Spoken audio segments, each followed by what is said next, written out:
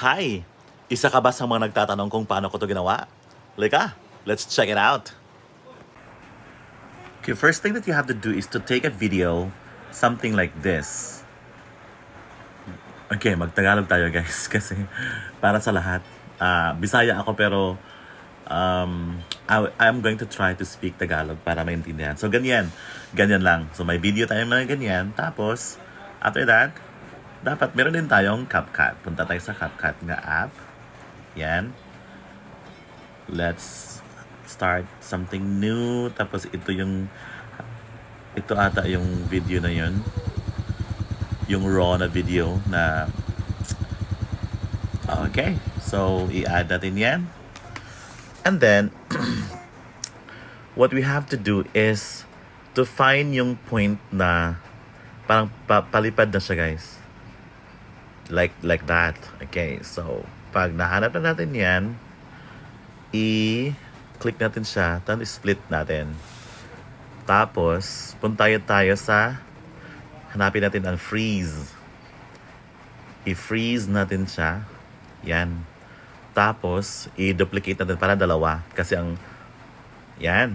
Tapos yung extra na yan, yung pala, hindi na natin yan kailangan. So, we have to delete that. Tapos, we also have to delete yung CapCut para hindi tayo mapagalitan. So, yung pangalawang i-overlay natin yan siya.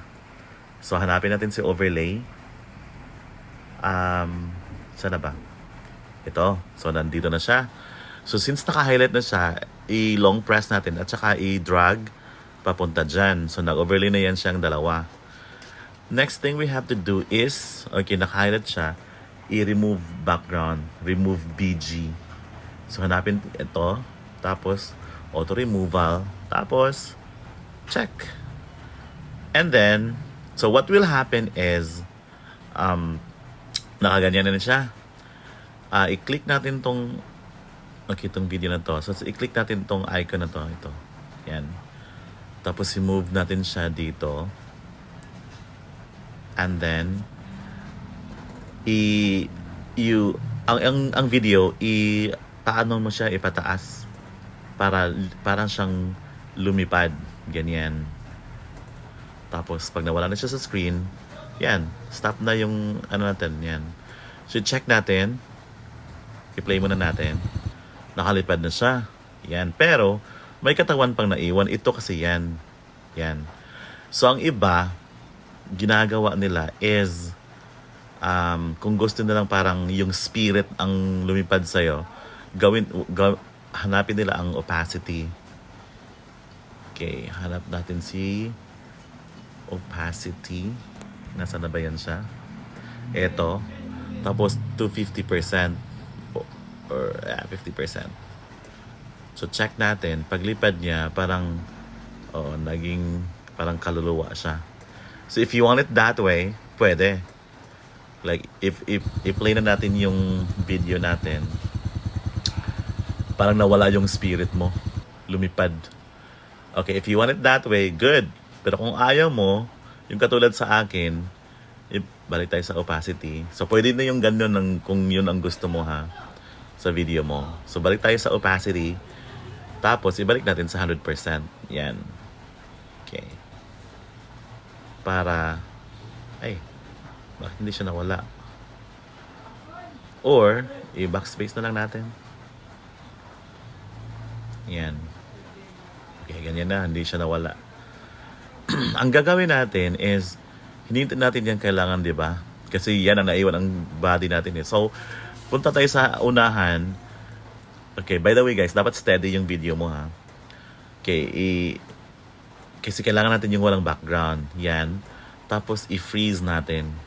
I-freeze. Nasaan ba si freeze? Ito na. Wait. No, not reverse. Sorry. I-backspace natin. Balik. Freeze. Yan. So, naka-freeze, mo siya, ilagay mo sa hulihan, pinakahuli. Okay. So, ang gagawin mo, itong si body na to, i-delete mo siya. Para, pagdating mo dyan, lipad ka, wala na. Ikaw na lang, wala na yung body mo. So like, let's play the video. Okay. Tada! Wala na yung body mo. Okay? So anyway, yun lang. Pinaka-basic, guys. Para kung gusto mong lumipad, para madami na tayong lumipad, ganyan lang. Okay? So, after that, lagyan mo ng music kung gusto mo. Yeah, like dito. Lagyan mo ng music. So, anong klaseng music gusto mo dyan. Pwede ka maghanap dito. Tapos, pagkatapos nung nakalagay mo ka ng music, export mo na siya.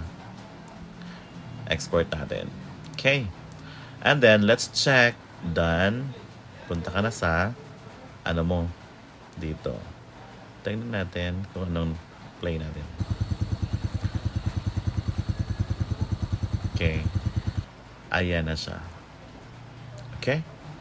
So, as simple as that. And so I hope you learned something from our video tutorial today. Thank you so much for watching, and try it yourself, okay? Thank you so much. I'll see you next time. Bye.